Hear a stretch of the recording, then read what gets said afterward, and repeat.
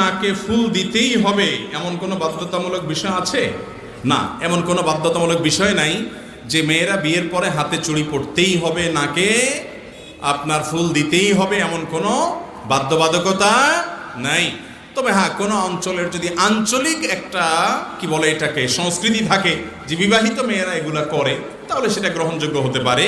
এবং সেটা তো আর হালাল হারামের বিষয় না, জায়েজ না জায়েজের বিষয়, এটা আঞ্চলিক বিষয় হতে পারে যে এই অঞ্চলে বিবাহিত মেয়েরা এরকম করে আর অবিবাহিত মেয়েরা এরকম করে না, এরকম কোনো আঞ্চলিক বিশেষ কোনো আইডেন্টিফিকেশন থাকতে পারে বা পার্থক্য থাকতে পারে।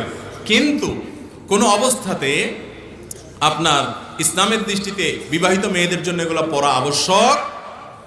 অনেক এলাকায় একটা কথা প্রচলিত আছে, সেটা হলো বিবাহিত মেয়েরা যদি নাক ফুল খুলে ফেলে তাহলে স্বামীর কপালে দুর্গতি আছে, স্বামীর কোনো বিপদ হয়, স্বামী মারা যায়, এরকম কথা অনেক জায়গায় আছে না?